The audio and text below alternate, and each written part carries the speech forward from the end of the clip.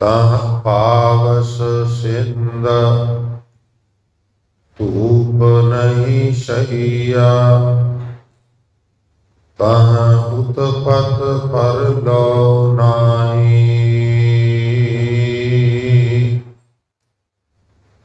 जीवन मृत न दुख सुख व्यापै। स्वर्ण समाद दो कहनाई। सहज किया कथ कथा है निरारी। तुल नहीं चढ़ै जाए ना मुकाती। हल्की लगै ना भारी। रहाओ अरध उरध दो तहनाई। रात दिनस तहनाई। जल नहीं पवन पावक पुन नाई। सतगुर तहाँ समाई। अगम अगोचर रहै निरंतर। गुर कृपा ते लहियै। कहो कबीर बल जाऊं गुर अपने। सत संगत मिल रही है। अगम अगोचर रह निरंतर। गुर कृपा ते लहियै। कहो कबीर बल जाऊं गुर अपने। सत संगत मिल रही है।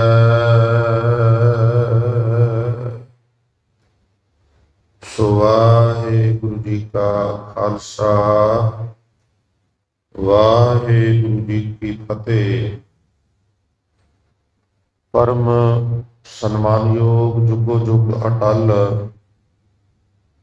चवर छतर ਅਤੇ ਤਖਤ ਦੇ ਮਾਲਕ ਬਾਣੀ ਕੇ ਬੋਹੇ ਸਰਬ ਸਾਂਝੀਵਾਲਤਾ ਦੇ ਪ੍ਰਤੀਕ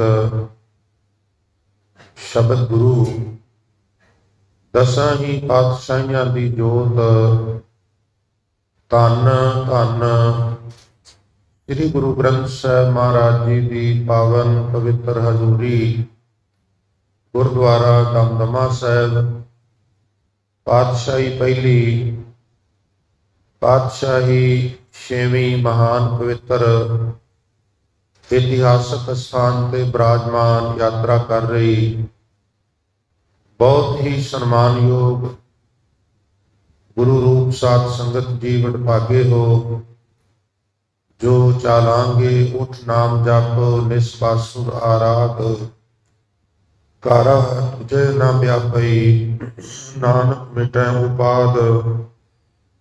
ਗੁਰਬਾਣੀ ਦੀਆਂ ਇਹਨਾਂ ਪਾਵਨ ਪੰਕਤੀਆਂ ਨੂੰ ਆਪ ਜੀ ਮੂਰਤੀਮਾਨ ਕਰ ਰਹੇ ਸੋ ਅੰਮ੍ਰਿਤ ਵੇਲੇ ਦੀ ਸਾਂਭ ਸੰਭਾਲ ਕਰਦਿਆਂ ਨੀਂਦਰ ਆਲਸ ਆਦਿ ਦਾ ਤਰਕ ਤਿਆਗ ਕਰਕੇ ਉਦਮੀ ਬਣਦਿਆਂ ਹੋਇਆਂ ਗੁਰੂ ਚਰਨਾਂ ਵਿੱਚ ਪਹੁੰਚ ਕੇ ਆਪ ਜੀ ਨੇ ਗੁਰੂ ਸਵਾਰਿਆਂ ਤੋਂ ਆਸਾ ਕੀ ਵਾਰ ਦੇ ਸ਼ਬਦ ਕੀਰਤਨ ਸਰਵਣ ਕਰਕੇ ਲਾਹੇ ਪ੍ਰਾਪਤ ਕੀਤੇ ਹਨ।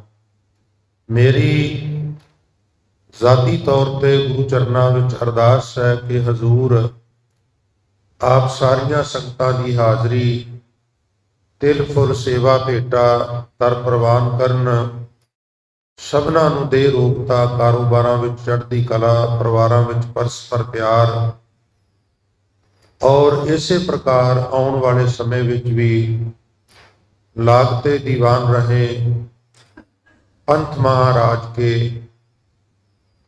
ਗੁਰੂ ਗ੍ਰੰਥ ਸਾਹਿਬ ਮਹਾਰਾਜ ਜੀ ਦੀ ਹਜ਼ੂਰੀ ਵਿੱਚ ਆਉਣ ਵਾਲੇ ਸਮੇਂ ਵਿੱਚ ਵੀ ਅਸੀਂ ਇਸੇ ਪ੍ਰਕਾਰ ਸਜਦੇ ਰਹੀਏ। ਸੋ ਉਪਰੰਤ ਆਪ ਜੀ ਨੇ ਦਾਸ ਪਾਸੋਂ ਹੁਣੇ ਜੋ ਇੱਕ ਪਵਿੱਤਰ ਸ਼ਬਦ ਦਾ ਪਾਠ ਸਰਵਣ ਕੀਤਾ ਹੈ ਸਾਧ ਸੰਗਤ ਜੀ, ਇਹ ਪਾਵਨ ਸ਼ਬਦ ਭਗਤ ਕਬੀਰ ਸਾਹਿਬ ਦੀ ਰਚਨਾ ਤੋਂ ਉਚਾਰਨ ਕੀਤਾ ਹੋਇਆ ਗੌੜੀ ਰਾਗ ਵਿੱਚ ਸਾਧ ਸੰਗਤ ਇਹ ਸ਼ਬਦ ਸ੍ਰੀ ਗੁਰੂ ਗ੍ਰੰਥ ਸਾਹਿਬ ਦੇ ਪਾਵਨ ਅੰਗ 333 ਤੇ ਦਰਜ ਹੈ। ਅੱਜ ਵਾਲਾ ਸ਼ਬਦ ਵੀ ਮਹਾ ਮਹਿੰਗਾ ਹੈ। ਇਹਨੂੰ ਸਮਝਣ ਲਈ ਵੀ ਥੋੜਾ ਜਿਹਾ ਸੁਰਤ ਤੇ ਪ੍ਰੈਸ਼ਰ ਜ਼ਿਆਦਾ ਪਾਣਾ ਪੈਂਦਾ ਹੈ। ਹਜ਼ੂਰ ਕੀ ਬਖਸ਼ਿਸ਼ ਕਰ ਰਹੇ ਨੇ, ਆਓ ਕੁਝ ਬੁੱਧੀ ਅਨੁਸਾਰ ਸੇਵਾਦਾਰ ਆਪ ਜੀ ਦੇ ਚਰਨਾਂ ਵਿੱਚ ਬੇਨਤੀਆਂ ਕਰੇ। ਮਨ ਦੀ ਇਕਾਗਰਤਾ ਤੇ ਰਸਨਾ ਦੀ ਪਵਿੱਤਰਤਾ ਵਾਸਤੇ ਇੱਕ ਵਾਰ ਸਾਰੀ ਸੰਗਤ ਕਿਰਪਾ ਕਰੋ ਤੇ ਪਿਆਰ ਨਾਲ ਇਕੱਠੇ ਹੋ ਕੇ ਉਚਾਰਨ ਕਰੋ ਤੇ ਆਖੋ ਜੀ ਸਤਨਾਮ ਸ੍ਰੀ। ਫਿਰ ਆਖੋ ਜੀ ਸਤਨਾਮ ਸ੍ਰੀ। ਸਨਮਾਨਯੋਗ ਸਾਧ ਸੰਗਤ ਜੀ, ਗੌੜੀ इतना ही भाव है कि हेठ लिखिया शब्द गौड़ी राग अंदर गायन करना है। दरगाई बोल आप जी नाल सांझे करा। तह पावस सिंध धूप नहीं छैया, तह उत्पत परलो नाही। जीवन मृत ना दुख सुख व्यापै, सुन समाद दो तह नाही। सहज की अकथ कथा है निरारी,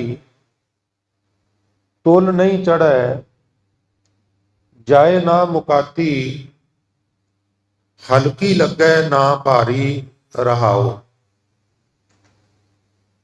सत संगत शब्द के अंदर जो रहाओ वालियां पंक्तियां ने, उन्हां विच शब्द का सारांश मौजूद होता है। ये ठीक है कि गुरबाणी विच कुछ ऐसे शब्द भी हैं जिन्हां विच रहाओ वाले बंद नहीं, पर उन्हां शब्दां दी तादाद जिहड़ी है, गणित जिहड़ा गिनती है, वो बहुत घट है। और जिन्हां शब्दां विच रहाओ वालियां पंक्तियां मौजूद ने और ईवन एक तो ज्यादा रहाओ ने, वो शब्दां दी कुल गिनती ज्यादा है। विद्वानां दा यह मत है कि शब्द दी रहाओ वाली पंक्ति विच शब्द दा केंद्री भाव, सेंट्रल आइडिया जां सारांश जिहड़ा है वो मौजूद होया करता है। हुण अज दियां रहाओ वालियां पंक्तियां विच भगत कबीर साहब जो बख्शिश कर रहे ने, सहज की अकथ कथा है निरारी। जिहड़ी सहज अवस्था है मनुख दी, उसनूं जे उसकी कथा करनी होवे, जे उसनूं उसकी व्याख्या करनी होवे, उसनूं एक्सप्लेन करना होवे, ते आप जी कहते ने भी ओदी कथा बाकी कथावां नालों अलग है, न्यारी है, यानी विलक्षण है, अद्भुत है, बड़ी उच्ची है। फिर बाकी शब्द विच ओदी व्याख्या भी करते हैं। तैं पावस सिंध धूप नहीं छैया, मैं खोलांगा, वो इसे पंक्ति की व्याख्या है। पर रहाओ वालियां पंक्तियां विच भगत कबीर साहब महाराज बख्शिश करते ने, सहज की अकथ कथा, जिहड़ी सहज अवस्था है, सत संगत अवस्था का संबंध आत्मा नाल हुंदा है। ਇਹ ਠੀਕ ਹੈ ਵੀ ਆਤਮਾ ਨਾਲ ਮਨ ਨਾਲ ਫਿਰ ਤਨ ਵੀ ਜੁੜ ਜਾਂਦਾ ਹੈ, ਪਰ ਸਟਾਰਟਿੰਗ ਵਿੱਚ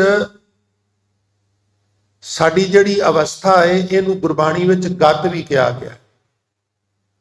ਗਤ, ਗਤੀ, ਗਤੀ ਮੀਨਸ ਸਪੀਡ ਨਹੀਂ, ਗਤ ਮੀਨਸ ਜੋ ਸਾਡੀ ਫਲਾਣੇ ਦੀ ਤੇ ਬੜੀ ਦੁਰਗਤ ਕੀਤੀ, ਭੈੜੀ ਗਤੀ ਕੀਤੀ, ਫਲਾਣੇ ਦੀ ਗਤੀ ਬੜੀ ਚੰਗੀ ਹੈ, ਅਵਸਥਾ ਬੜੀ ਉੱਚੀ ਹੈ। तो क्योंकि वाहिद ਸਮੁੱਚੇ ਵਿਸ਼ਵ ਵਿੱਚ ਨਾ ਵਾਹਿਦ ਇੱਕ ਪਿਆਰਿਓ, ਤੁਸੀਂ ਵਾਰਸ ਹੋ ਕੌਮ ਦੇ, ਮੈਂ ਤੇ ਤੁਹਾਡਾ ਅਦਨਾ ਜਿਹਾ ਚੌਂਕੀਦਾਰ ਹਾਂ। ਪੂਰੇ ਵਿਸ਼ਵ ਵਿੱਚ ਸਿਰਫ ਸਿੱਖ ਕੌਮ ਹੀ ਵਾਹਿਦ ਇੱਕ ਐਸੀ ਕੌਮ ਹੈ ਜਿੱਥੇ ਲਿਟਰੇਚਰ ਨੂੰ ਗੁਰੂ ਕਿਹਾ ਗਿਆ, ਸਾਹਿਤ ਨੂੰ ਗੁਰੂ ਕਿਹਾ ਗਿਆ, ਸ਼ਬਦ ਨੂੰ ਗੁਰੂ ਕਿਹਾ ਗਿਆ। ਤੇ ਜਿਹੜੀ ਕੌਮ ਦਾ ਗੁਰੂ ਸ਼ਬਦ ਹੋਵੇ, ਜਿਹੜੀ ਕੌਮ ਦਾ ਗੁਰੂ ਵਰਡਿੰਗ ਹੋਵੇ, ਫਿਰ ਉਹਨੂੰ ਵਰਡਿੰਗ ਵੱਲ ਤੇ ਧਿਆਨ ਦੇਣਾ ਪਏਗਾ ਨਾ। ਉਹ ਲਕੀਰ ਦਾ ਫਕੀਰ ਨਹੀਂ ਹੋ ਸਕਦਾ, ਉਹ ਮੂਰਤੀ ਪੂਜਕ ਨਹੀਂ ਹੋ ਸਕਦਾ, ਉਹ ਐਵੇਂ ਹੀ ਬਸ ਮੋਟਾ ਮੋਟਾ ਜਿਹਾ ਉਹ ਕੰਮ ਉਹਦਾ ਨਹੀਂ ਚੱਲੇਗਾ, ਉਹਨੂੰ ਪੜ੍ਹਨਾ ਪਵੇਗਾ। ਇਸੇ ਵਾਸਤੇ ਜਿਹੜੇ ਫਾਲੋਅਰ ਨੇ ਗੁਰੂ ਨਾਨਕ ਦੇ, ਉਹਨਾਂ ਨੂੰ ਲੋਕੀ ਸਿੱਖ ਕਹਿੰਦੇ ਨੇ। ਸਿੱਖ ਦਾ ਮਤਲਬ ਜਿਹੜਾ ਸਿੱਖਣ ਵਾਲਾ, ਸਿੱਖੀ ਸਿੱਖਿਆ ਗੁਰ ਵਿਚਾਰ, ਨਦਰੀ ਕਰਮ ਲੰਘਾਏ ਪਾਰ। ਸਿੱਖਿਆ ਸਿੱਖੀ, ਸਿੱਖੀ ਸਿੱਖਿਆ, ਸਿੱਖਿਆ ਨੂੰ ਸਿੱਖਿਆ, ਗੁਰ ਵਿਚਾਰ, ਗੁਰੂ ਦੀ ਵਿਚਾਰ ਰਾਹੀਂ ਗੁਰੂ ਦੀ ਸਿੱਖੀ ਨੂੰ ਸਿੱਖਿਆ, ਔਰ ਜੇਲ ਜੇਲ ਸਿੱਖਿਆ ਉਹਨੂੰ ਆਪਣੀ ਨਦਰੇ ਅਨਾਇਤ ਨਾਲ ਭਵ ਸਾਗਰ ਤੋਂ ਪਾਰ ਕਰ ਦਿੱਤਾ। ਕਿਹੜਾ ਭਵ ਸਾਗਰ? ਜਿਹੜਾ ਮਰਨੋਂ ਉਪਰੰਤ ਆਉਣਾ ਨਹੀਂ, ਉਸ ਭਵ ਸਾਗਰ ਵਿੱਚ ਅਸੀਂ ਹੁਣ ਬੈਠੇ ਹਾਂ। ਅਸੀਂ ਗਿੱਲੇ ਤੇ ਨਹੀਂ ਹੋ ਰਹੇ, ਸਾਗਰ ਵਿੱਚ ਤੇ ਪਾਣੀ ਹੁੰਦਾ, ਤੇ ਹਜ਼ੂਰ ਕਹਿੰਦੇ ਨੇ ਇਹ ਪਾਣੀ ਨਹੀਂ, ਇਸ ਸਾਗਰ ਵਿੱਚ ਪਾਣੀ ਦੀ ਥਾਂ ਤੇ ਅਗਨੀ ਹੈ। ਪਾਣੀ ਪਾਵਕ ਤਿਨ ਹੈ ਕੀਆ, ਉਹਨੇ ਪਾਣੀ ਦੀ ਥਾਂ ਅੱਗ ਪਾਈ ਹੈ। ਲਿਹਾਜ਼ਾ ਇੱਥੇ ਅਸੀਂ ਕ੍ਰੋਧ ਦੀ ਅੱਗ ਵਿੱਚ, ਈਰਖਾ ਦੀ ਅੱਗ ਵਿੱਚ, ਤ੍ਰਿਸ਼ਨਾ ਦੀ ਅੱਗ ਵਿੱਚ ਸੜਨੇ ਆ। ਹੰਸ, ਹੇਤ, ਲੋਭ, ਕੋਪ, ਇਹ ਵੀ ਅੱਗਾਂ ਨੇ। ਹੰਸ ਹਿੰਸਾ, ਲੋਭ ਦੀ, ਤ੍ਰਿਸ਼ਨਾ ਦੀ ਅੱਗ, ਕੋਪ ਕ੍ਰੋਧ ਦੀ ਅੱਗ, ਹੰਸ ਹੇਤ ਮੋਹ ਦੀ ਅੱਗ। ਹੰਸ ਹੇਤ ਲੋਭ ਕੋਪ ਚਾਰੇ ਨਦੀਆਂ ਅੱਗ, ਪਵਹਿ ਦਜੈ ਨਾਨਕਾ ਤਰੀਐ ਚਰਨੀ ਲੱਗ। ਤੋ ਇਹ ਵੀ ਅੱਗ ਹੈ। ਹੁਣ ਹਜ਼ੂਰ ਕਹਿੰਦੇ ਨੇ ਇਹ ਜਿਹੜੇ ਭਵ ਸਾਗਰ ਵਿੱਚ ਅਸੀਂ ਬੈਠੇ ਹਾਂ, ਉਹ ਭਵ ਸਾਗਰ, ਇਹਦੇ ਵਿੱਚ ਪਾਣੀ ਨਹੀਂ ਬਲਕਿ ਇਹਦੇ ਵਿੱਚ ਅਗਨੀ ਹੈ। ਇਹ ਅਗਨੀ ਸਾਨੂੰ ਜਲਾਂਦੀ ਹੈ ਔਰ ਖਬਰ ਤੱਕ ਨਹੀਂ ਹੁੰਦੀ। ਕ੍ਰੋਧ ਵਿੱਚ ਮਨੁੱਖ ਜਲਦਾ ਹੈ, ਉਹ ਖਾਸ ਕਰਕੇ ਜੈਲਸ ਜਿਹੜੀ ਈਰਖਾ ਜਿਹੜੀ ਹੈ ਦੂਜਿਆਂ ਨਾਲ, ਉਸ ਅਗਨੀ ਵਿੱਚ ਮਨੁੱਖ ਸੜਦਾ ਹੈ। ਇਸੇ ਤਰ੍ਹਾਂ ਖਿਮਾ ਕਰਨਾ, ਤ੍ਰਿਸ਼ਨਾ ਦੀ ਅਗਨੀ ਵਿੱਚ ਮਨੁੱਖ ਸੜਦਾ। ਜਦੋਂ ਮਹਾਰਾਜ ਬਾਣੀ ਵਿੱਚ ਕਹਿੰਦੇ ਨੇ ਵੀ ਸੁਰ ਨਰ ਦਾਦੇ, ਸੁਰ ਦੇਵਤੇ ਨਰ ਮਨੁੱਖ ਦਾਦੇ ਸਾੜ ਦਿੱਤੇ। ਕਿਹਨ ਸਾੜ ਦਿੱਤੇ? ਤ੍ਰਿਸ਼ਨਾ ਦੀ ਅੱਗ ਨੇ ਸਾੜ ਦਿੱਤੇ। ਲਾਗੀ ਆਗ ਔਰ ਨਿਕਟ ਨੀਰ, ਪਾਣੀ ਕੋਲ ਹੈ। ਪਸ ਪਸ਼ੂ ਪੀਵਸ ਨਾ ਝਾਗ, ਪੀਂਦਾ ਨਹੀਂ ਡੋਲਦਾ ਨਹੀਂ। ਇਹ ਲੱਕੜਾਂ ਦੇ ਉੱਤੇ ਨਾਮ ਰੂਪੀ ਜਲ ਨਹੀਂ ਡੋਲਦਾ, ਇਹ ਤ੍ਰਿਸ਼ਨਾ ਦੀ ਅੱਗ ਤੇ ਨਾਮ ਦਾ ਪਾਣੀ ਨਹੀਂ ਡੋਲਦਾ, ਪਦਾਰਥਾਂ ਦੀਆਂ ਲੱਕੜਾਂ ਹੋਰ ਪਾਉਂਦਾ ਹੈ। ਔਰ ਜਿਵੇਂ ਜਿਵੇਂ ਲੱਕੜਾਂ ਹੋਰ ਪਾਉਂਦਾ ਹੈ, ਤਿਵੇਂ ਤਿਵੇਂ ਅੱਗ ਹੋਰ ਮੱਚਦੀ ਹੈ। ਸਾਡਾ ਮੈਥਡ ਬੜਾ ਉਲਟਾ ਹੈ। ਲੋਕੀ ਅੱਗ ਨੂੰ ਪਾਣੀ ਨਾਲ ਬੁਝਾਉਂਦੇ ਨੇ, ਅਸੀਂ ਅੱਗ ਨੂੰ ਹੋਰ ਲੱਕੜਾਂ ਪਾ ਕੇ ਬੁਝਾਉਣ ਦੀ ਕੋਸ਼ਿਸ਼ ਕਰਦੇ ਹਾਂ। ਜੋ ਜੋ ਮਨ ਮੰਗਦਾ ਹੈ ਇਹਨੂੰ ਪ੍ਰੋਵਾਈਡ ਕਰੀ ਜੋ, ਇਹ ਤ੍ਰਿਪਤ ਹੋ ਜਾਏਗਾ। ਇਹ ਕਿੱਥੋਂ ਤ੍ਰਿਪਤ ਹੋ ਜਾਏਗਾ? ਇਹ ਤੇ ਅੱਗ ਹੈ। ਖੈਰ, ਸਿੱਖੀ ਸਿੱਖਿਆ ਗੁਰ ਵਿਚਾਰ, ਨਦਰੀ ਕਰਮ ਲੰਘਾਏ ਪਾਰ। ਇਸ ਕਰਕੇ ਸਿੱਖ ਗਿਆ। ਔਰ ਮੈਂ ਅਰਜ਼ ਕਰਾਂ, ਕਬੀਰ ਸਾਹਿਬ ਮਹਾਰਾਜ ਰਹਾਉ ਵਾਲੀਆਂ ਪੰਕਤੀਆਂ 'ਚ ਕਹਿ ਰਹੇ ਨੇ, ਸਹਿਜ ਕੀ ਅਕਥ ਕਥਾ। ਅੱਜ ਅਸੀਂ ਸਹਿਜ ਕੀ ਅਕਥ ਕਥਾ ਸੁਣਨੀ ਹੈ। ਸਹਿਜ ਨੂੰ ਆਮ ਬੋਲੀ 'ਚ ਅਸੀਂ ਸਲੋਲੀ ਸੈਂਸ ਵਿੱਚ ਲੈਂਦੇ ਹਾਂ। ਆਹਿਸਤਾ ਵਾਲੇ ਅਰਥਾਂ 'ਚ ਲੈਂਦੇ ਆ, ਹੌਲੀ ਹੌਲੀ ਵਾਲੇ ਅਰਥਾਂ ਵਿੱਚ ਵੀ ਟੇਬਲ ਟਾਕ ਵਿੱਚ ਅਸੀਂ ਲੈਂਦੇ ਆ। ਗੁਰਬਾਣੀ ਵਿੱਚ ਵੀ ਕਿਤੇ ਕਿਤੇ ਹੌਲੀ ਹੌਲੀ ਦੀ ਸੈਂਸ ਵਿੱਚ ਸਹਿਜ ਸ਼ਬਦ ਆਇਆ ਹੈ, ਪਰ ਮੇਰਾ ਖਿਆਲ ਹੈ 98% ਜਿਹੜਾ ਸਹਿਜ ਆਇਆ ਹੈ ਉਹ ਅੰਦਰਲੀ ਸਾਡੀ ਅਵਸਥਾ ਵਾਸਤੇ ਆਇਆ, ਆਤਮਕ ਅਵਸਥਾ। ਸੌਖੇ ਸ਼ਬਦਾਂ ਵਿੱਚ ਕਹਿ ਲਓ ਮਾਨਸਿਕ ਅਵਸਥਾ ਸਾਡੀ ਕੀ ਹੈ। ਮਨ ਕਦੀ ਕਦੀ ਬੜਾ ਖੁਸ਼ ਹੁੰਦਾ ਹੈ, ਬੜੀ ਚੜ੍ਹਦੀ ਕਲਾ ਵਿੱਚ ਹੁੰਦਾ ਹੈ, ਕਦੀ ਕਦੀ ਬਹੁਤ ਉਦਾਸ ਹੁੰਦਾ ਹੈ, ਕਿਸੇ ਨਗੂਣੀ ਜੀ ਗੱਲ ਨੂੰ ਲੈ ਕੇ ਵੀ ਮਨ ਡੋਲ ਜਾਂਦਾ ਹੈ, ਕਦੀ ਕਦੀ ਵੱਡੀਆਂ ਵੱਡੀਆਂ ਮੁਸੀਬਤਾਂ ਨਾਲ ਵੀ ਮੱਥਾ ਲਾ ਲੈਂਦਾ। ਇਹਦੀ ਅਵਸਥਾ ਹੈ ਨਾ ਵੀ ਕਬਹੂ ਜੀੜਾ ਊਬ ਚੜ੍ਹਦਾ ਹੈ, ਕਬਹੂ ਜਾਏ ਪਿਆਲੇ। ਕਦੀ ਕਦੀ ਬੜੀਆਂ ਉੱਚੀਆਂ ਡਾਰੀਆਂ ਮਾਰਦਾ, ਕਦੀ ਕਦੀ ਬਿਲਕੁਲ ਹੀ ਥੱਲੇ ਡਿੱਗ ਪੈਂਦਾ। तो सहज की है, ध्यान दिया जे, सहज मीन्स आत्मक अवस्था बड़ी उच्ची हो जानी, बड़ी उच्ची होनी। हुण आत्मक अवस्था उच्ची का की मतलब है, एक ते उत्थे जाके अंदर खेड़े वाली अवस्था बन जाती, खेड़ा, खुशी, आनंद। और दूसरा ये आनंद इस तरह का होता है कि इस आनंद नूं कोई हेठा नहीं लिया सकता। बई अज थोड़ा जिहा फलाना खुश सी, अज थोड़ा जिहा फलाना उदास सी। उंज साध संगत ते जिहड़ा अज दा टॉपिक है ना, सहज की कथ कथा नरारी, सारी सिख हिस्टोरी इहदी व्याख्या करती है। गुरु अर्जन साहब तो शुरू हो जाओ और आ पिछली लहर तक, मेरा ख्याल है जे एक साल यदि कथा करते रहिए इको पंक्ति की तो हो सकती। क्यों हो सकती है? क्योंकि सारी हिस्टोरी यदि व्याख्या कर रही है। सब सहज की कथ कथा वाले ने, जिन्हों का इन्नी उच्ची अवस्था बन गई है। आ देखो हुण पिछे गर्मियां हटियां ने, अजे भी गर्मी ही आपां मना रहे हैं, हालांकि है कोई नहीं इन्नी। महसूस करने की गल है ना, तुसीं महसूस करो तो लगेगी, नहीं महसूस करो नहीं लगेगी।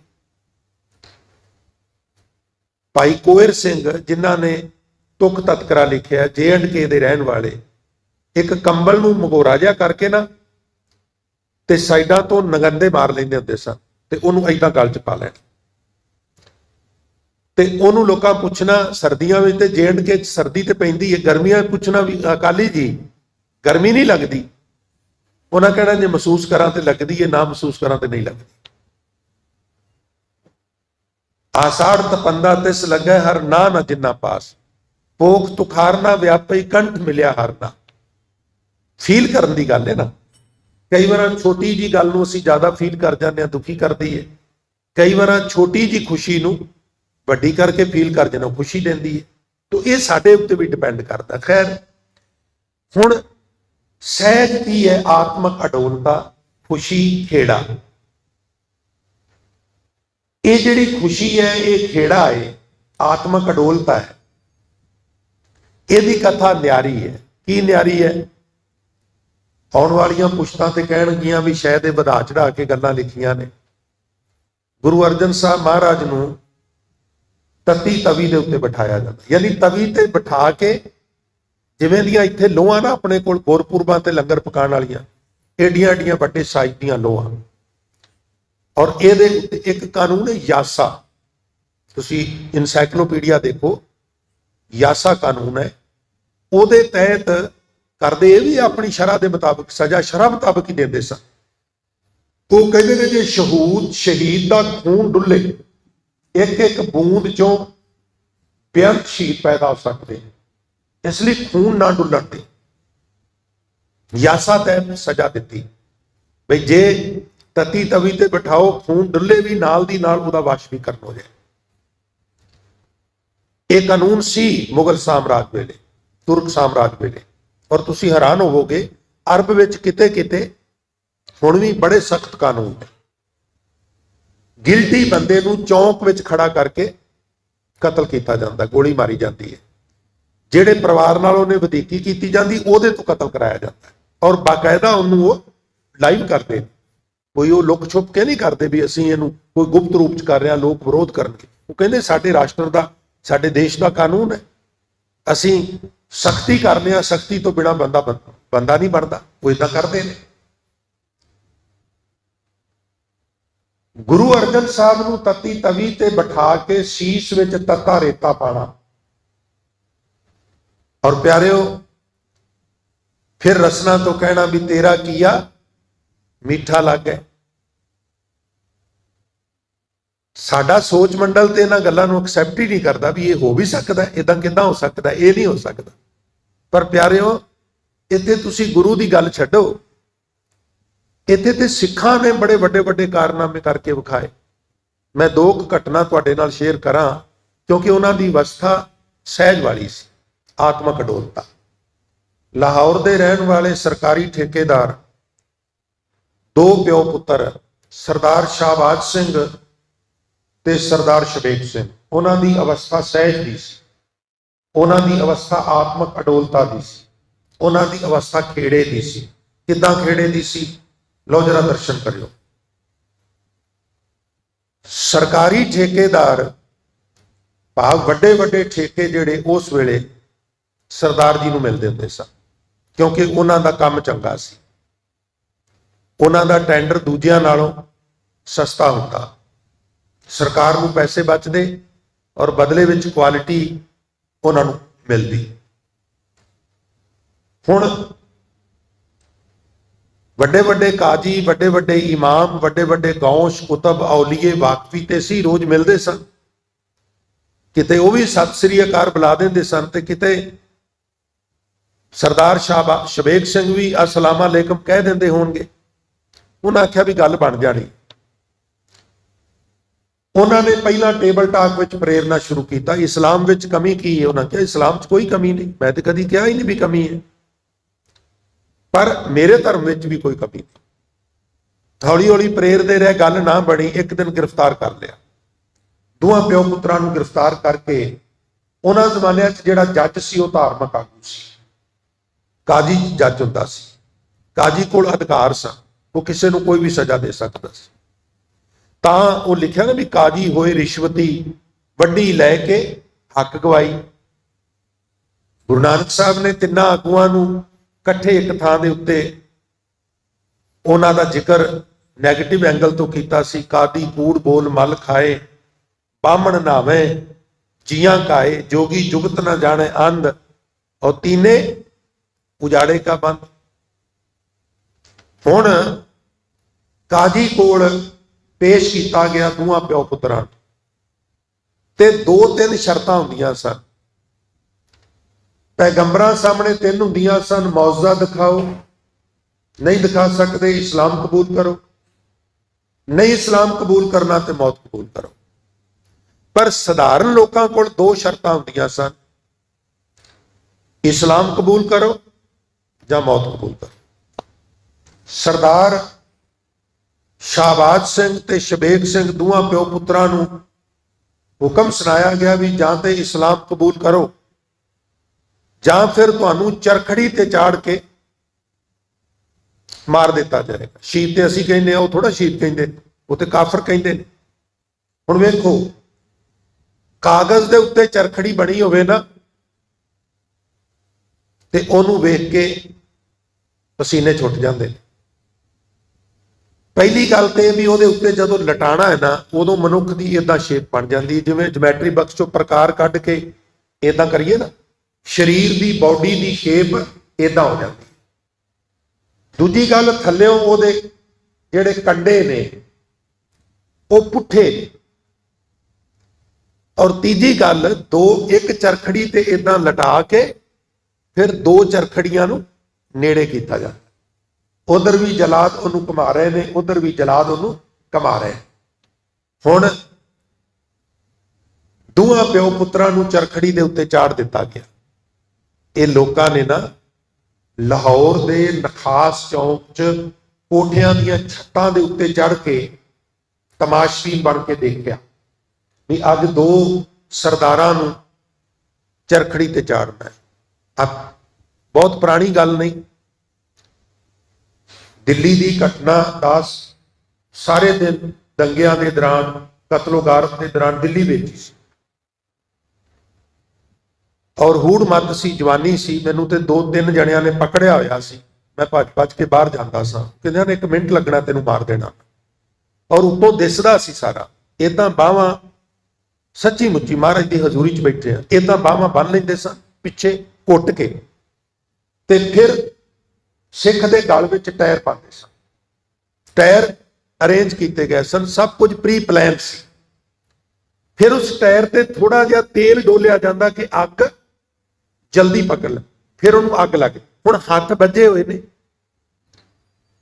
ਔਰ ਗੱਲ ਨੂੰ ਟਾਇਰ, ਜਦੋਂ ਟਾਇਰ ਨੂੰ ਅੱਗ ਲੱਗੀ ਔਰ ਉਹ ਅੱਗ, ਉਹ ਫਿਰ ਪੱਗ ਨੂੰ ਲੱਗਦੀ ਏ, ਫਿਰ ਕੇਸਾਂ ਨੂੰ ਲੱਗਦੀ ਏ, ਦਾੜਾ ਝੁਲਸਦਾ ਔਰ ਫਿਰ ਉਹ ਹਿਲਜੁਲ ਕਰਦਾ, ਤਾਂ ਉੱਚੀ ਉੱਚੀ ਠਹਾਕੇ ਮਾਰਦੇ, ਦੇਖੋ ਸਾਲਾ ਸਿੱਖੜਾ ਕੈਸੇ ਭੰਗੜਾ ਪਾਤਾ ਹੈ। ਇਹ ਆਪਣੇ ਕੰਨਾਂ ਨਾਲ ਸੁਣਿਆ ਔਰ ਆਪਣੀਆਂ ਅੱਖਾਂ ਨਾਲ ਵੇਖਿਆ, ਸਿਰਫ 10, 15, 20, 25, 30 ਫੁੱਟ ਦੀ ਦੂਰੀ ਤੋਂ ਵੇਖਿਆ। ਔਰ ਜਦੋਂ ਪੂਰੇ ਪਰਿਵਾਰ ਨੂੰ ਇਸ ਤਰ੍ਹਾਂ ਖਤਮ ਕਰ ਦਿੱਤਾ, ਨੌਜਵਾਨ ਬੱਚੀ ਹੱਥ ਜੋੜ ਕੇ ਫਿਰ ਕਹਿੰਦੀ ਵੀ ਮੈਨੂੰ ਵੀ ਮਾਰ ਦਿਓ।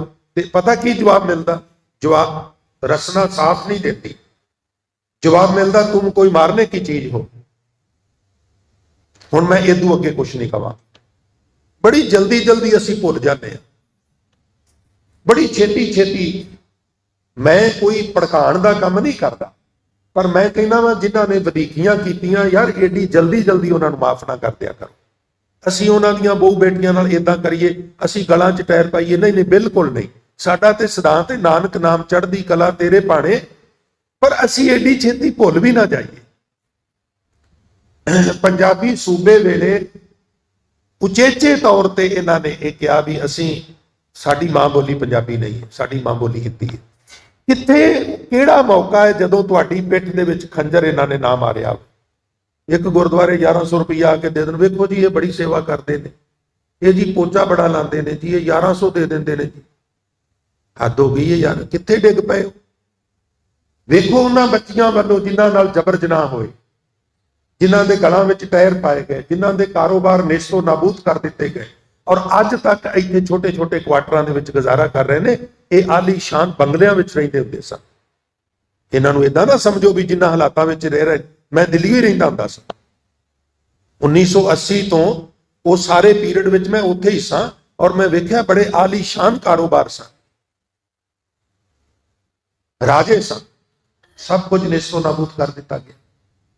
ਲਾਹੌਰ ਦੇ ਨਖਾਸ ਚੌਂਕ ਵਿੱਚ ਕੋਠਿਆਂ ਦੀਆਂ ਛੱਤਾਂ ਤੇ ਚੜ੍ਹ ਕੇ ਲੋਕਾਂ ਨੇ ਇਹ ਦ੍ਰਿਸ਼ ਵੇਖਿਆ, ਸਰਦਾਰ ਸ਼ਾਹਬਾਜ਼ ਸਿੰਘ ਤੇ ਸਰਦਾਰ ਸ਼ਬੇਗ ਸਿੰਘ ਨੂੰ ਚਰਖੜੀ ਤੇ ਚਾੜਨ ਦਾ ਦ੍ਰਿਸ਼।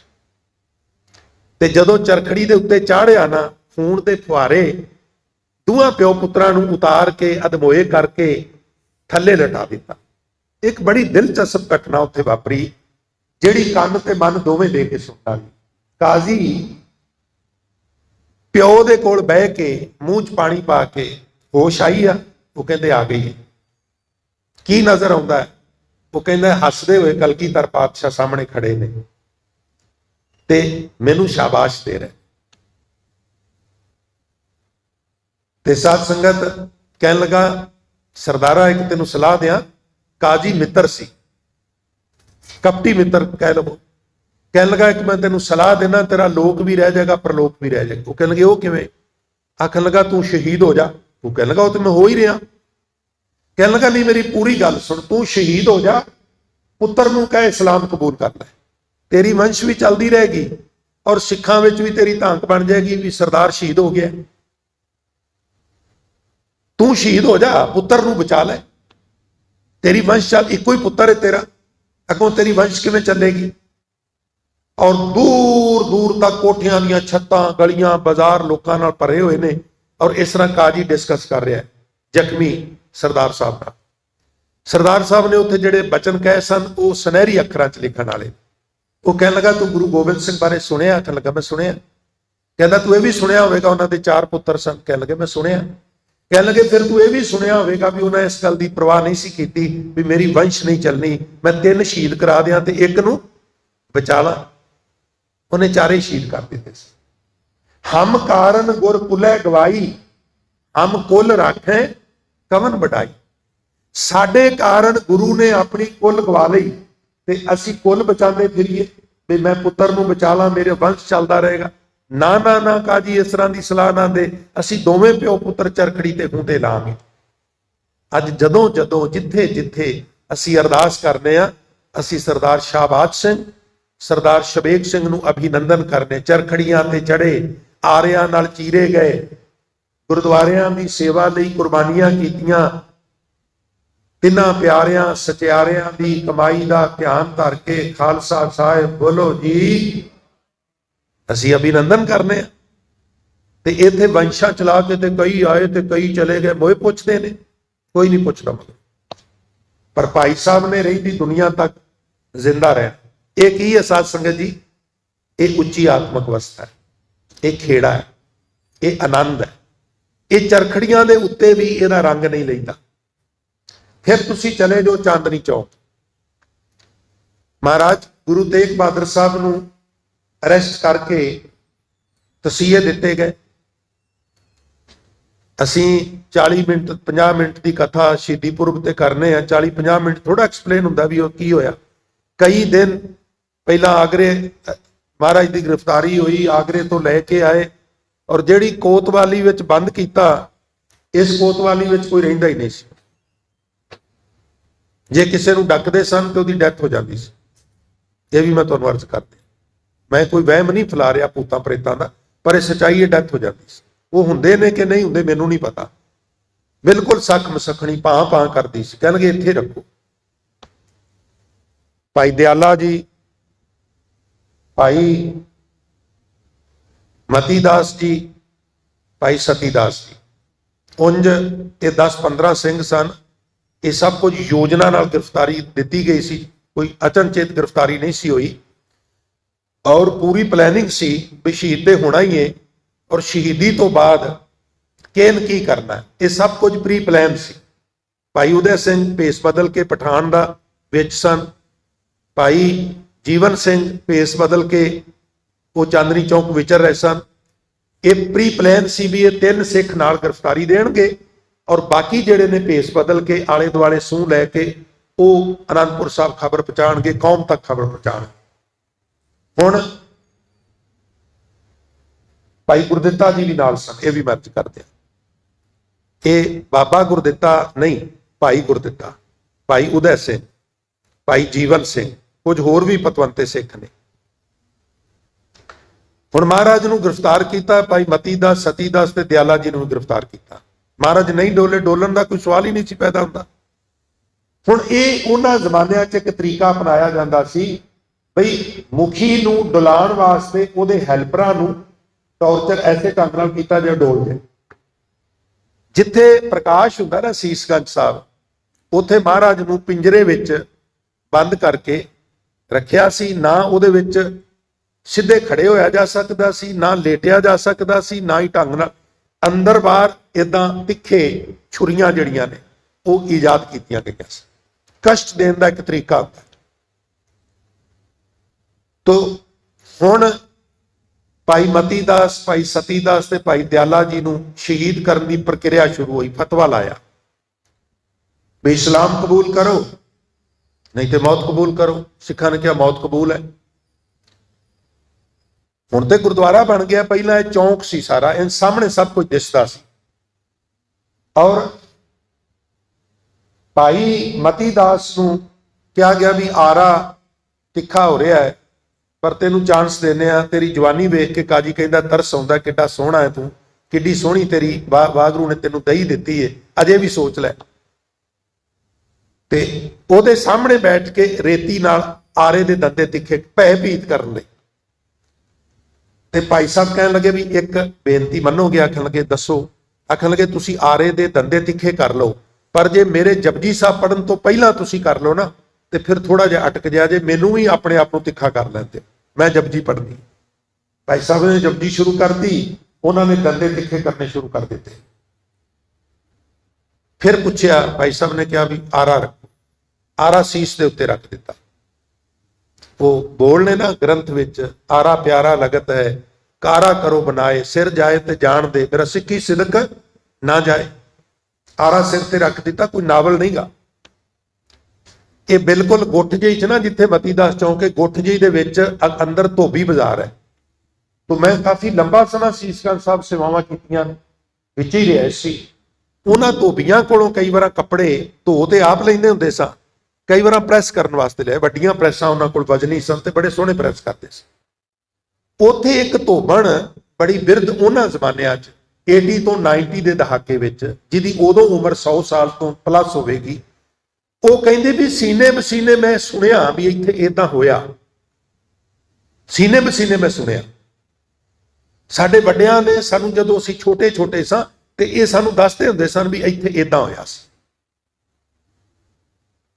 तो बहुत सारे समकाली इतिहासकारों ने भी लिखा। तो भाई साहब नूं आरे नाल चीरिया जा रहा है। भाई दयाले नूं रूह विच लपेट के अग ला दी ते भाई सतीदास नूं देग विच बिठा के पानी पा के जिवें आलू बाली दा ना थले अग पा के तिन्ने सिख शहीद हो रहे हैं। नौवें पातशाह वेख रहे हैं ते काजी जिहड़ा नौवें पातशाह को डिटेल कीता, पता की कहंदा महाराज नूं, महाराज भाई मतीदास त्यारा चल रहा, दयाला रूह विच लिपटिया होया, सतीदास देग विच उबल रहा है। कौम दे वारसो सुर ते जोर दे के अगला सेंटेंस सुनिया, की फील कर रहे हो तेग बहादुर जी? ते हजूर हस पे। ये है सहज की कथ कथा। हजूर हस पे, मुस्कुरा पे। ये एक्टिंग नहीं सी, ये सच्ची मुच्ची दा हासा सी, ये सच्ची खेड़ा सी। की आख्या महाराज ने? महाराज कह लगे काजी कुछ पढ़िया थोड़ा बहुता? आख लगा जी बहुत पढ़िया मैं सारी शरीयत पढ़ी है। आख लगे जदों तू शरीयत पढ़दा सी ते चंगे नंबर लियाउंदा सी ते तेरे अध्यापक नूं किदां फील हुंदा सी? जी वो तो बड़ा खुश हुंदा सी।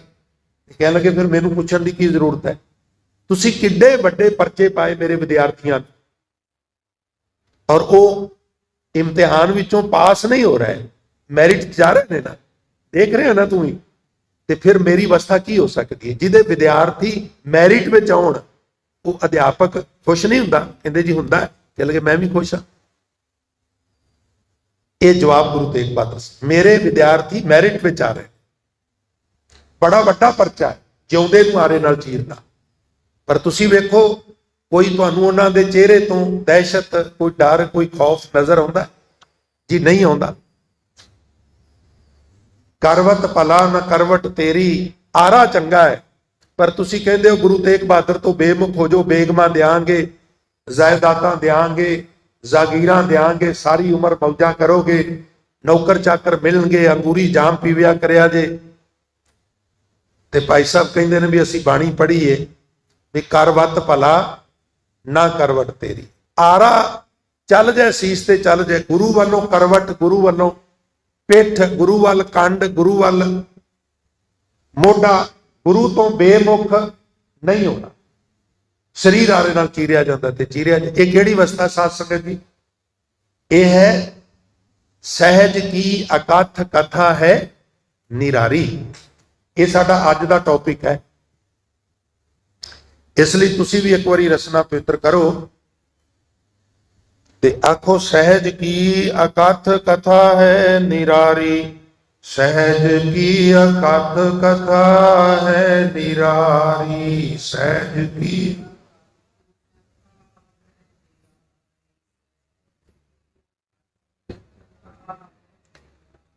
सहज की अकथ कथा है निरारी, सहज की अकथ कथा है निरारी।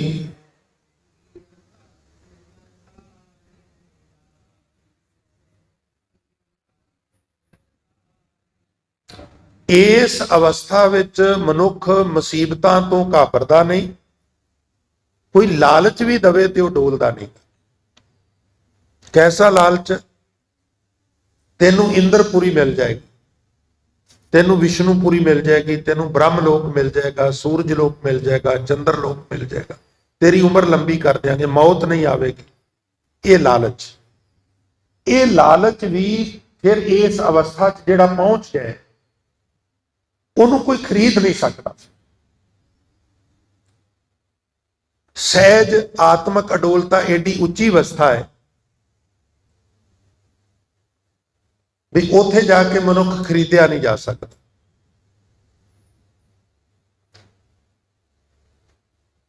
हुण शुरुआती बोल ने ਤਾਂ ਪਾਵਸ ਸਿੰਧ ਧੂਪ ਨਹੀਂ ਛਈਆ। ਸਾਡੇ ਕੋਲ 12 ਕੁ ਮਿੰਟ ਬਚੇ ਨੇ, ਇਹਨੂੰ ਮੈਂ 12 ਮਿੰਟਾਂ 'ਚ ਥੋੜਾ ਜਿਹਾ ਐਕਸਪਲੇਨ ਕਰਨਾ। ਸੁਰ ਤੇ ਜ਼ੋਰ ਦਿਆ ਜੀ, ਕਿਉਂਕਿ ਬਾਣੀ ਮਹਾ ਮਹਿੰਗੀ ਹੈ। ਅੱਜ ਵਾਲਾ ਸ਼ਬਦ ਹੋਰ ਵੀ ਮਹਿੰਗਾ, ਪਰ ਜੇ ਸਾਥ ਦਿਓਗੇ ਤੇ ਜ਼ਰੂਰ ਸਮਝ ਆ ਜਾਏ। ਤੈ ਦੇ ਅਰਥ ਨੇ ਉਹ ਅਵਸਥਾ। ਕਿਹੜੀ ਅਵਸਥਾ? ਸਹਿਜ ਕੀ ਅਵਸਥਾ। ਜਿਹੜਾ ਸਹਿਜ ਦੀ ਅਵਸਥਾ 'ਚ ਪਹੁੰਚ ਜਾਂਦਾ ਹੈ ਨਾ, ਉਸ ਬੰਦੇ ਨੂੰ ਇਸ ਗੱਲ ਦੀ ਲਾਲਸਾ ਨਹੀਂ ਰਹਿੰਦੀ। ਕਿਹੜੀ ਗੱਲ ਦੀ? ਪਾਵਸ ਸਿੰਧ ਧੂਪ ਨਹੀਂ ਛਈਆ, ਤੈ ਉਤਪਤ ਪਰਲੋ ਨਾਹੀ। ਹੁਣ ਪਾਵਸ ਸਿੰਧ ਧੂਪ ਛਈਆ ਉਤਪਤ ਪਰਲੋ ਕੀ ਹੈ? ਮੈਂ ਸਿਰਫ 30 ਸੈਕਿੰਡ ਵਿੱਚ ਐਕਸਪਲੇਨ ਕਰ ਦਿਆਂ। ਪਾਵਸ ਮੈਨੇ ਬਾਰਿਸ਼। ਹੁਣ ਕਈਆਂ ਨੇ ਅਰਥ ਇਸ ਤਰ੍ਹਾਂ ਕੀਤੇ ਵੀ ਉੱਥੇ ਬਾਰਿਸ਼ ਨਹੀਂ ਹੁੰਦੀ, ਉੱਥੇ ਸੂਰਜ ਦੀ ਪਹੁੰਚ ਨਹੀਂ। ਬਾਰਿਸ਼ ਕੌਣ ਕਰਾਂਦਾ ਹੈ? ਮਨੋਤ ਹੈ ਵੀ ਇੰਦਰ ਬਾਰਿਸ਼ ਕਰਾਂਦਾ। ਬੱਦਲ ਇੰਦਰ ਦੇ ਅੰਡਰ ਨੇ, ਇਹ ਇੱਕ ਮਨੋਤ ਹੈ, ਉਂਝ ਹੈ ਨਹੀਂ। ਉਂਝ ਮਹਾਰਾਜ ਜਦੋਂ ਕਹਿੰਦੇ ਭੈ ਵਿੱਚ ਸੂਰਜ ਭੈ ਵਿੱਚ ਚੰਦ, ਉੱਥੇ ਮਹਾਰਾਜ ਇਹ ਵੀ ਕਹਿੰਦੇ ਨੇ ਵੀ ਸਿਰ ਭਾਰ ਬੱਦਲ ਵੀ ਉਹਦੇ ਹੁਕਮ ਵਿੱਚ ਹੀ ਚੱਲਦੇ ਨੇ। ਬੱਦਲ ਵੀ ਸਿਰ ਭਰਨੇ, ਕਿਉਂਕਿ ਜਿਹੜਾ ਭਾਰਾ ਬੱਦਲ ਹੁੰਦਾ ਪਾਣੀ ਵਾਲਾ ਹੁੰਦਾ ਉਹ ਥੱਲੇ ਹੁੰਦਾ, ਜਿਹੜਾ ਥੋੜਾ ਸੱਖਣਾ ਹੁੰਦਾ ਉਹ ਥੋੜਾ ਜਿਹਾ ਉਤਾਰ ਹੋ ਜਾਂਦਾ। ਮੈਂ ਕਈ ਵਾਰ ਸਪੇਸ ਵਿੱਚ ਬੜੀ ਨੀਝ ਲਾ ਕੇ ਵੇਖਿਆ, ਜਦੋਂ ਠੀਕ ਬੱਦਲਾਂ ਦੇ ਵਿੱਚੋਂ ਨਿਕਲਦਾ ਹੈ ਜਾਂ ਬੱਦਲਾਂ ਤੋਂ ਥੋੜਾ ਜਿਹਾ ਉੱਤੇ ਹੋ ਜਾਂਦਾ ਹੈ, ਤਾਂ ਬੜਾ ਅਲੌਕਿਕ ਦ੍ਰਿਸ਼ ਹੁੰਦਾ ਹੈ, ਬੜਾ ਵਿਸਮਾਦੀ ਦ੍ਰਿਸ਼ ਹੁੰਦਾ। ਉਸ ਅਵਸਥਾ ਵਿੱਚ ਪਹੁੰਚ ਕੇ ਪਾਵਸ ਮੀਂਹ ਦਾ ਦੇਵਤਾ ਇੰਦਰ, ਇੰਦਰ ਤੋਂ ਸੈਂਸ ਇੰਦਰਪੁਰੀ, ਮੈਨੂੰ ਮਰਨੋਂ ਉਪਰੰਤ ਇੰਦਰਪੁਰੀ ਮਿਲ ਜਾਏਗੀ, ਇਹ ਲਾਲਸਾ ਨਹੀਂ ਰਹੀ। ਸਿੰਧ ਸਮੁੰਦਰ, ਸਮੁੰਦਰ ਚੋਂ ਕੌਣ ਨਿਕਲਿਆ? ਵਿਸ਼ਨੂੰ, ਵਿਸ਼ਨੂਪੁਰੀ ਦੀ ਲਾਲਸਾ ਨਹੀਂ। ਤੈ ਪਾਵਸ ਸਿੰਧ ਧੂਪ ਸੂਰਜ ਲੋਕ, ਸ਼ਈਆ ਚੰਦਰ ਲੋਕ, ਚੰਦਰਮੇ ਤੇ ਰਹਿਣ ਦੀ ਲਾਲਸਾ, ਚੰਦਰਮੇ ਤੇ ਘਰ ਬਣਾਵਾਂਗੇ। ਉੱਥੇ ਨਾ ਇੰਦਰਪੁਰੀ, ਨਾ ਵਿਸ਼ਨੂਪੁਰੀ, ਨਾ ਸੂਰਜ ਲੋਕ, ਨਾ ਚੰਦਰ ਲੋਕ। ਹੁਣ ਅੱਗੇ ਕੀ ਹੈ? ਉਤਪਤ ਪਰਲੋ ਨਾ। ਉਤਪਤੀ ਕੌਣ ਕਰਦਾ ਮੰਨਿਆ ਗਿਆ? ਬ੍ਰਹਮਾ, ਤੇ ਬ੍ਰਹਮਾ ਤੋਂ ਸੈਂਸ ਬ੍ਰਹਮਪੁਰੀ। ਬ੍ਰਹਮਪੁਰੀ ਦੀ ਵੀ ਲਾਲਸਾ ਪਿਆਰਿਓ ਨਹੀਂ ਰਹਿੰਦੀ ਜਿਹੜਾ ਸਹਿਜ ਅਵਸਥਾ 'ਚ ਪਹੁੰਚ ਜਾਂਦਾ। ਉਹ ਕਹਿੰਦਾ ਮੁਕਤ ਬਪਰੀ ਪੀ ਗਿਆਨੀ ਤਿਆਗੇ, ਕਬੀਰ ਸੁਰਗ ਨਰਕ ਤੇ ਮੈਂ ਰਿਓ ਸਤਗੁਰ ਕੇ ਪ੍ਰਸਾਦ, ਚਰਨ ਕਮਲ ਕੀ ਮੌਜ ਮੈਂ ਰਹੂੰ ਅੰਤ ਅਰ ਆਦ। ਉੱਥੇ ਕੋਈ ਸਵਰਗ ਦੀ ਲਾਲਸਾ ਨਹੀਂ, ਕੋਈ ਨਰਕ ਦਾ ਭੈ ਵੀ ਨਹੀਂ। ਤਾਂ ਪਾਵਸ ਸਿੰਧ ਧੂਪ ਨਹੀਂ ਛਈਆ, ਤੈ ਉਤਪਤ ਉਤਪਤ ਬ੍ਰਹਮਾ ਬ੍ਰਹਮਪੁਰੀ ਪਰਲੋ ਸ਼ਿਵ ਜੀ ਕਰਦਾ ਸ਼ਿਵਪੁਰੀ। ਸ਼ਿਵਪੁਰੀ ਦੀ ਵੀ ਕੋਈ ਲਾਲਸਾ ਨਾ, ਇੰਦਰਪੁਰੀ ਦੀ ਲਾਲਸਾ, ਨਾ ਵਿਸ਼ਨੂਪੁਰੀ ਦੀ ਲਾਲਸਾ, ਨਾ ਸੂਰਜ ਲੋਕ ਦੀ ਲਾਲਸਾ, ਨਾ ਚੰਦਰ ਲੋਕ ਦੀ ਲਾਲਸਾ, ਨਾ ਬ੍ਰਹਮਪੁਰੀ ਦੀ ਲਾਲਸਾ, ਨਾ ਸ਼ਿਵਪੁਰੀ ਦੀ ਲਾਲਸਾ। ਉਤਪਤ ਪਰਲੋ ਨਾਹੀ, ਜੀਵਨ ਮਿਰਤ ਨਾ ਦੁੱਖ ਸੁੱਖ ਵਿਆਪੈ। ਕਿੱਥੇ? ਸਹਿਜ ਕੀ ਕਤ ਕਤ। ਹੋਰ ਜਿਉਣ ਦੀ ਲਾਲਸਾ ਮੁੱਕ ਜਾਂਦੀ ਹੈ ਤੇ ਮੌਤ ਦੀ ਦਹਿਸ਼ਤ ਵੀ ਮੁੱਕ ਜਾਂਦੀ ਹੈ। ਤਾਂ ਹੀ ਸ਼ਾਹਬਾਜ਼ ਸਿੰਘ ਤੇ ਸ਼ਬੇਕ ਸਿੰਘ ਸੂਲੀ ਤੇ ਚੜ ਗਏ, ਮਤੀ ਦਾਸ ਸਤੀ ਦਾਸ ਦਿਆਲਾ ਜੀ ਸ਼ਹੀਦ ਹੋ ਗਏ, ਤਾਰੂ ਸਿੰਘ ਨੇ ਖੋਪਰ ਲਵਾ ਲਿਆ। ਇਹ ਤੇ ਚੁਨਿੰਦਾ ਨਾਂ ਨੇ, ਇਹ ਫਰਿਸ਼ਤੇ ਏਡੀ ਲੰਬੀ ਹੈ, ਜੇ ਨਾਂ ਲੈਣ ਲੱਗ ਪਈਏ 1 ਮਹੀਨੇ 'ਚ ਨਾਂ ਨਹੀਂ ਲੈ ਜਾਂਦੇ। ਇਹਨੇ ਸ਼ਹੀਦ ਨੇ ਤੁਹਾਡੀ ਕੌਮ 'ਚ ਪਿਆਰਿਓ, ਇਹਨੇ ਸ਼ਹੀਦ ਨੇ, ਨਾਂ ਨਹੀਂ ਤੁਸੀਂ ਲੈ ਸਕਦੇ, ਗਿਣ ਨਹੀਂ ਸਕਦੇ, ਅਣਗਿਣਤ ਨੇ। ਜੀਵਨ ਹੋਰ ਜਿਉਣ ਦੀ ਲਾਲਸਾ ਨਹੀਂ ਰਹਿੰਦੀ ਜਿਹੜਾ ਆਤਮਕ ਅਡੋਲਤਾ ਵਿੱਚ ਪਹੁੰਚ ਜਾਂਦਾ। ਮਿਰਤ ਮੌਤ, ਹਾਏ ਮੈਂ ਮਰ ਨਾ ਜਾ, ਨਹੀਂ ਡਰ ਰਹਿੰਦਾ। ਨਾ ਦੁੱਖ ਸੁੱਖ ਵਿਆਪੈ, ਦੁੱਖ ਆਉਂਦੇ ਨੇ ਵਿਚਲਤ ਨਹੀਂ ਹੁੰਦਾ, ਸੁੱਖ ਆਉਂਦੇ ਨੇ ਹੰਕਾਰੀ ਨਹੀਂ ਹੁੰਦਾ, ਆਉਂਦੇ ਨੇ ਚਲੇ ਜਾਂਦੇ। ਸੁਨ ਸਮਾਦ ਦੋ ਤੈ ਨਾਹੀ, ਉੱਥੇ ਸੁਣਨ ਵਾਲੀ ਅਵਸਥਾ ਬਣ ਜਾਂਦੀ। ਸੁਨ ਮੀਨ ਜਿੱਥੇ ਅਫੁਰ ਅਵਸਥਾ, ਭੈੜੇ ਫੁਰਨੇ ਵੀ ਨਾ, ਸਮਾਦ ਸਮਾਧੀ ਲੱਗ ਜਾਂਦੀ। ਫਿਰ ਅੱਗੇ ਕਹਿਣਾ ਦੋ ਤੈ ਨਾਹੀ, ਦੋ ਕਿਹੜੇ? ਮਾਨ ਅਪਮਾਨ ਵਾਲੀ ਵੀ ਕੋਈ ਅਵਸਥਾ ਨਹੀਂ। ਫਿਰ ਕਹਿੰਦੇ ਨੇ ਸਹਿਜ ਕੀ ਕਤ ਕਥਾ ਹੈ ਦਰਾਰੀ, ਭਾਈ ਤੁਲ ਨਹੀਂ ਚੜ੍ਹੈ ਜਾਏ ਨਾ ਮੁਕਾਤੀ, ਹਲਕੀ ਲੱਗਿਆ ਨਾ ਪਾਰੀ। ਹੁਣ ਅੱਗੇ ਚੱਲੀਏ ਸਾਸ। ਅਰਧ ਉਰਧ ਦੋ ਤੈ ਨਾਹੀ, ਸਾਡੇ ਵਿੱਚ ਅਰਧ ਉਰਧ ਬਹੁਤ ਜ਼ਿਆਦਾ ਹੈ। अर्ध उर्ध उच्चा नीवा। उंज मैं तुहानूं बेनती करा, एशिया के थोड़े जे खिते विच ये चीज़ है। तुसी यूरोप चले जाओ, अमेरिका, कैनेडा, न्यूजीलैंड, आस्ट्रेलिया चले जाओ, उतों के बच्चों को कोई पता नहीं बई उच्ची जात किहड़ी हुंदी है, नीवीं जात किहड़ी हुंदी है। लोगों को पता ही कोई नहीं। बच्चों की एजुकेशन ही इस हिसाब की, कोई मतलब नहीं। पर साडे इत्थे सदियां बीत जाण तो बाद भी है, बड़े यतन किए गए। सिखिज्म ने तो इस फील्ड च बड़ा काम किया, उसकी आउटपुट भी निकली। कम से कम पंजाब के खिते विच ये ना मात्र है। ये तुहानूं जे ना मात्र नहीं लगता तो उसकी वजह है भी बाकी सूबियां का सानूं पता नहीं। बाकी सूबियां च अजे भी बहुत छूत छात है। साडा गुआढ़ी राज है हरियाणा, तुसी जाओ, तुहानूं अजे भी ये छूत छात बड़ी नजर आवे। सहज की अवस्था में जाके ऊंच नीच की भावना नहीं रह जाती।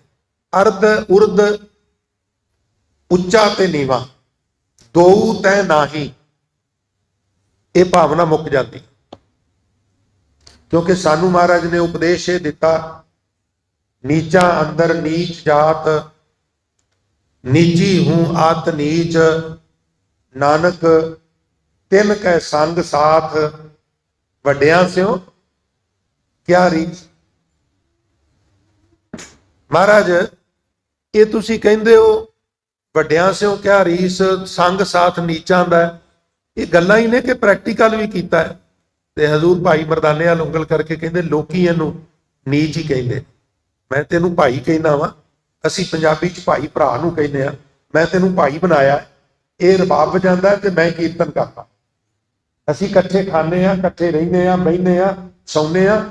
लोकी इहनूं नीच कहंदे ने, मैं नीच नहीं, मैं भाई कहना वा, पर मेरा संग साथ इहदे नाल है। नानक तिन तिन के संग साथ, वड्डियां स्यों क्या रीस। अर्ध उर्ध दो तै नाही, जात का गर्भ ना कर मूर्ख गवारा।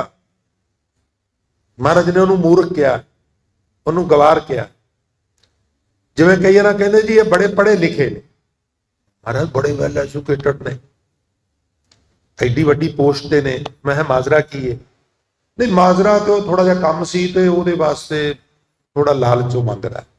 तो मैं क्या, मेरे पढ़िया लिखिया काहदा? वो नहीं जी पढ़िया लिखिया। मैं क्या भी तेरे कागजात च होवेगा। मेरा बापू तो कहंदा है भी पढ़िया मूर्ख आखिए जिस लभ लोभ अहंकार। 70-80 90,000 तनख्वाह मिलती है, तेरे को अजे भी 10,000 मंग रहा, तो फिर पढ़िया काहदा? ये तो मूर्ख है। सब तो वड्डा मूर्ख दुनिया में हुण तक जिहड़ा होया, तुहानूं शायद उहदे नां दा पता होवे। मूर्खां दी लिस्ट में मैरिट में जिहड़ा बंदा आया ना सत्संग, उहदा बकायदा जिक्र है। शायद आप जी वास्ते नवीं गल होवे। सिरे दा मूर्ख जिहड़ा है वो सिकंदर सी। तुसीं कहोगे एडा वड्डा जरनैल मूर्ख किवें? सारी दुनिया जितनी है, और एक मिनट कदी चैन नाल नहीं बैठा, 2-3 घंटे तो वध कदी नींद नहीं लई। सारी दुनिया जितनी है, ते कित्थे लै गया जित के? जिन्नी को उम्र मिली सी उन्होंने नरक बना लिया। फिर मूर्ख नहीं तो और की है? सब तो वड्डा मूर्ख वो है। वैसे बाणी ने उन्होंने रावण नूं भी मूर्ख किया। लंकागढ़ सोने का भया, मूर्ख रावण क्या ले गया? कट्ठा ते बहुत कीता, असल सियाणा पता कौन है? जिहड़ा वर्तमान नूं इंजॉय करे। शीशे च पैसे ने, बाजार विचों लंघ रहा, कुछ खाण ते दिल करदा है, ते कंजूसा इस करके नहीं खा रहा भी जोड़ांगा ते कल दा भरोसा कोई नहीं गा। हुण तेरे जिहड़ा मूर्ख कौन हो सकता? दमड़ा तिसी का जो खर्चे और खाए, जिहड़ा इहनूं नाल दी नाल इंजॉय करे। कल नूं ते एक झटके नाल पता नहीं किहदा हो जाए। औखे वेले दी कुछ ना कुछ सेविंग करनी माड़ी गल नहीं, पर सेविंग ही करी जानी। वर्तमान अपने फ्यूचर नूं वधिया बनाउण लई वर्तमान नूं नरक बना लेना, ये भी तो कोई सियाणप नहीं ना। अर्ध उर्ध दो तै नाही, रात दिनस तै नाही। हुण अर्थ कीते उत्थे रात भी कोई नहीं हुंदी, दिन भी नहीं। प्यारे उस अवस्था विच जाके रात ते दिन नहीं व्यापती। किवें? रात नूं की करने आ? सौने आ। दिने की करने आ? भज नस करने आ। दिने माया सानू भजाई फिरदी है, तृष्णा भजाई फिरदी है। उस अवस्था विच जाके रात मुक जाती है, भाव गाफलता की नींद चों मनुख जाग जाता है ते तृष्णा की भज दौड़ विचों टिक जाता है। इहनूं कहंदे ने रात दिन सतै नाही, जल नहीं पवन पावक फुन नाही। जल पानी, पवन हवा, पावक अग। हुण इहदे अर्थ समझो। पानी चिक्कड़ कर दिंदा है, वकारां दी दलदल नहीं हुंदी उत्थे। ਜਿਹੜੇ ਜਿਹਦੀ ਆਤਮਕ ਡੋਲਤਾ ਚ ਪਹੁੰਚ ਗਿਆ ਉਹ ਫਿਰ ਵਕਾਰਾਂ ਦੀ ਦਲਦਲ ਵਿੱਚ ਨਹੀਂ ਫਸਦਾ। ਜਲ ਨਹੀਂ, ਪਵਨ ਹਵਾ, ਹਵਾ ਇੱਧਰ ਉੱਧਰ ਵਿਚਰਦੀ ਹੈ, ਮਨ ਚੰਚਲ ਇੱਧਰ ਉੱਧਰ ਭਟਕਦਾ, ਫਿਰ ਮਨ ਦੀ ਭਟਕਣਾ ਵੀ ਮੁੱਕ ਜਾਂਦੀ। ਜਲ ਨਹੀਂ ਪਵਨ ਪਾਵਕ, ਪਾਵਕ ਮੀਨਸ ਅੱਗ। ਅੱਗ ਕਾਹਦੀ ਹੈ? ਤ੍ਰਿਸ਼ਨਾ ਦੀ, ਈਰਖਾ ਦੀ, ਹੋਰ ਬੜੀਆਂ ਅੱਗਾਂ ਨੇ, ਮੈਂ ਪ੍ਰਾਰੰਭ ਵਿੱਚ ਬੇਨਤੀ ਕੀਤੀ। ਇਹ ਜਿਹੜੀ ਅੱਗ ਹੈ ਵੀ ਬੁੱਝ ਜਾਂਦੀ। ਕਿਹਦੀ? सहज की कथ कथा है मेरा, जेड़ा आत्मक डोलता च पहुंच जाता। फिर उत्थे हुंदा की है जी? ना उत्थे अर्ध उर्द है, ना रात दिनस है, दोत है ना ही, जल नहीं पवन पावक फिर कुछ भी नहीं। मरज हुंदा की है? ते हजूर कहंदे ने जल नहीं पवन पावक फुन नाही, सतगुर तहां समाही। उस अवस्था विच सतगुरु ही सतगुरु होता है। मनुख गुरु गुरु ही जपी जाता है, गुरु ਦੀਆਂ ਤਾਰੀਫਾਂ ਕਰੀ ਜਾਂਦਾ ਹੈ। ਵਾਹ ਗੁਰੂ ਕੀ ਹੈ? ਵਾਹ ਗੁਰੂ। ਕੋਈ ਚੀਜ਼ ਵੇਖ ਕੇ ਮੂੰਹ ਚੋਂ ਨਿਕਲ ਜਾਣਾ ਵਾਹ, ਤੇ ਨਾਲ ਨਿਕਲ ਜੇ ਗੁਰੂ। ਵੰਡਰਫੁਲ, ਅਦਭੁਤ, ਵਾਹ ਗੁਰੂ। ਫਿਰ ਸਤਿਗੁਰ ਤਾਂ ਵਾਹ ਗੁਰੂ ਮੂੰਹ ਚੋਂ ਨਿਕਲਦਾ, ਫਿਰ ਮਨੁੱਖ ਵਿਸਮਾਦ ਵਿੱਚ ਚਲਾ ਜਾਂਦਾ। ਸਹਿਜ ਕੀ ਕਥ ਕਥਾ ਹੈ ਮਹਾਰਾਜ। ਸਤਿਗੁਰ ਤਾਂ ਸਮਾਹੀ, अगम अगोचर रह निरंतर। जेड़ा प्रभु अगम है, गम है गमता होनी, पहुंच हो जानी। गेतर ऐड़ा जिथों तक साडी पहुंच नहीं। गोचर कहंदे ने इंद्रियां, गगे होड़ा चचा रारा, गोचर इंद्रियां। और गोचर दे गेतर ऐड़ा जिथों तक साडी इंद्रियां की पहुंच नहीं, वो प्रभु। अगम दे अर्थ भी प्रभु, अगोचर दे अर्थ भी प्रभु। अगम अगोचर रहे निरंतर, वो लगातार अंदर आके चौकड़ी मार के बैठ जाता स्पेस में। गुर किरपा ते लईए, ये अवस्था गुरु की किरपा नाल मिलती है। कहो कबीर बल जाओ गुर अपने। कबीर साहब कहते मैं अपने गुरु तो सदके जावां। क्यों? क्योंकि कहते जिहड़ी मेरी सहज वाली अवस्था बनी, ये दो चीज़ों का कट है, गुरु की किरपा ते संगत की असीस। कहो कबीर बल जाओ गुर अपने, सत संगत मिल रही है। टीवी ते कथा कीर्तन सुनिया जा सकता है, पर जिहड़ी रहमत संगत विच वरतदी है, जिहड़े पॉजिटिव वाइब्रेशन संगत विच घुमदे ने, वो सोफे ते बैठ के नहीं महसूस किए जा सकते। इस वास्ते भाई संगत का अपना महत्व है। और भगवत भीर शकत सिमरन की, भगवत भीर रब रब जपण वालियां दा कट। शकत सिमरन की, सिमरन की शक्ति। कटी काल पै फांसी, हुण दास कमीर चढ़े गढ़ ऊपर, राज लियो अबनासी। अगम अगोचर रह निरंतर, गुर किरपा ते लईए। कहो कबीर बल जाओ गुर अपने, सत संगत मिल रही है। यह है सहज की अकथ कथा। सो प्यारे इन्नियां बेनतियां प्रवान करनियां होईयां, भुलां गलतियां की माफी बख्शिश करनी। सनिमर बेनती है कि हर शनिवार नूं, सैटरडे नूं उचेचे तौर पर हफ्तावारी दीवाना का आयोजन किया गया है। तो आप सारिਆਂ ਦੇ ਚਰਨਾਂ ਵਿੱਚ बेनती है, आप जी ने जिथे आप दर्शन देने ने, ਉੱਥੇ अपने परिवारां नूं, आंढ गुआंढ नूं प्रेर के नाल लियाउणा है। बहुत ही उच्च कोटि के रागी जथे गुरबाणी के रस किन्ने कीर्तन राही संगतां नूं निहाल करते हैं। एक जथा सचखंड श्री दरबार साहब तो भी कीर्तन की हाज़री भरन वास्ते आउंदा है। तो उपरंत गुरु के लंगर भी अतुट वरतते ने। तो सारिया संगतां नूं बेनती है भाई, बेनती प्रवान करया करो। गुरु के लंगर संगतां वास्ते जिहड़े हफ्तावारी दीवान तो बाद वरताए जाते हैं, उन्हां लंगरां दी भाई कोई सेवा प्रेमी लेना चाहता होवे ते हेठां गुरुद्वारा साहब के दफ्तर च ਸੰਪਰਕ ਕਰ ਸਕਦਾ ਹੈ। ਸੋ